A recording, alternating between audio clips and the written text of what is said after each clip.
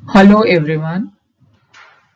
We shall today discuss William Cooper's poem on the receipt of my mother's picture out of Norfolk, which is part of Unit B of Paper 1. William Cooper was born in 1731 in Hertfordshire and he died in 1800. He is one of the foremost poet belonging to that generation of poets who were between Alexander Pope and William Wordsworth. Cooper had a great family lineage from both the sides of his parents, and his poetry reflects the neoclassical or the Augustan tradition, but in his treatment of nature and common life and in his conversational techniques, he is very much close to the first generation of romantics. Cooper was a gentle, sensitive, and a deeply religious poet, and The Task was his greatest poem, which was published in 1785, and it is a long blank verse poem. His other poems include Truth, Table Talk, Translation of Homer, My Mother's Picture, John Gilpin. His last poem was The Castaway, and his poetry anticipates the Romantic Revival, and his poetry is known for its simplicity and greatness. On the Receipt of My Mother's Picture out of Norfolk is an affectionate tribute by Cooper to his mother, and it is one of the most moving poems of its kind. Cooper lost his mother when he was only 6 years old, and after 52 years of her death, Cooper unexpectedly received his mother's picture from his cousin, Mrs. Anne Bodham of Norfolk. So, this is the occasion of the poem, and after receiving this picture in a letter to a lady, Cooper wrote, quote, I had rather possess it, that is the picture, than the richest jewel in the English crown, for I loved her with an affection that her death 52 years since had not in the least abated. Unquote.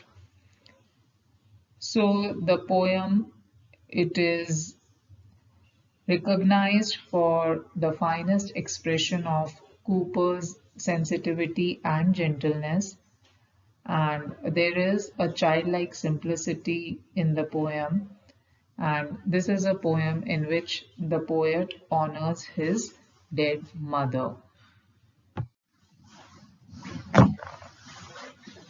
Okay, let us paraphrase the poem. Now, in the first stanza, the poet he speaks of the faithfulness of the picture of his mother. The poet feels that the picture closely resembles his mother, and it appears as if his mother is alive, and the only thing that is missing in the picture is that it cannot speak. So the poet says, "Oh, that those lips had language." That is, he wishes that the picture could speak. Life has passed with me but roughly since I heard thee last. So he had a rough life since his mother died. He says that his life has been rough since his mother died. Those lips are thine, thy own sweet smiles I see, the same that oft in childhood solaced me. He says, those lips are yours, and there is the same sweet smile. He can see the same sweet smile in the picture, the smile that often used to comfort him in his childhood. Solaced means comfort. So it is the same smile that often in childhood comforted him. Voice only fails, else how distinct they say. So the only thing that is missing in the picture is that the picture cannot speak. There is no voice. Otherwise, it appears as if the picture, as if his mother was saying, "Grieve not, my child, chase all thy fears away." That is, you should not feel sad and you should chase all your fears away. The meek intelligence of those dear eyes here shines on me still the same. So those dear eyes, those precious eyes are still shining on him in the same manner.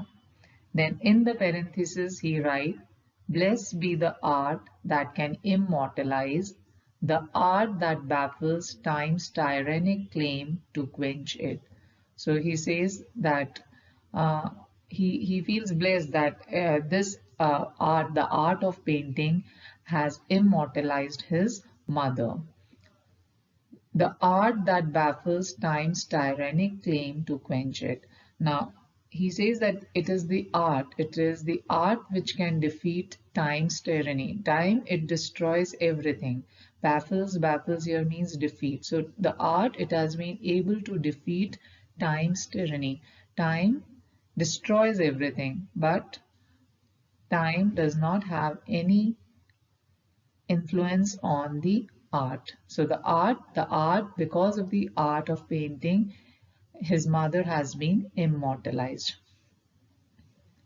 Faithful remembrancer of one so dear, O welcome guest, though unexpected here. Now, he had not expected this picture, isn't it? And it was unexpectedly received by him. So here he uses two metaphors here for the picture.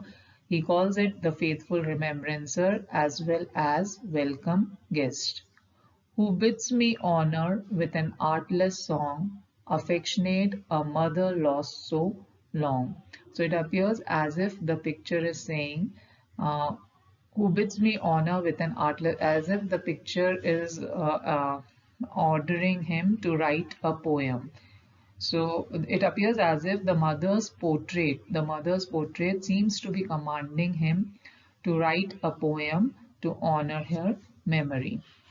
Now he says, "I will obey not willingly alone, but gladly, as the precept were her own."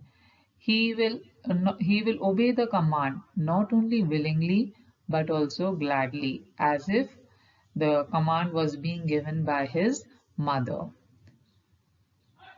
And while that face renews my filial grief, and while the picture it renews his grief, fancy shall weave a charm for my relief. Fancy, that is imagination, isn't it? Imagination would weave a magic charm for his relief. Imagination will cast a magic spell on him and shall steep me in Elysian reverie, and it will take him to that perfectly blissful state. Elysian reverie. Elysian in Greek mythology is the abode of the good and the heroic after death. So he would reach to that perfectly blissful state, a momentary dream that thou art she. It would be a momentary dream, but it would appear as if his mother is standing in front of him, that thou art she, that she is present there. My mother, when I learned that thou was dead, say, was thy conscious of the tears I shed? So my mother, when I learned that thou was dead, says that my mother, now he's talking to his mother. He says that, do you remember when do you remember the tears that I shed on your death? My mother, when I learned that thou was dead, he says that when he learned that his mother was dead, say, was thou conscious of the tears I shed? Were you aware of how bitterly I wept?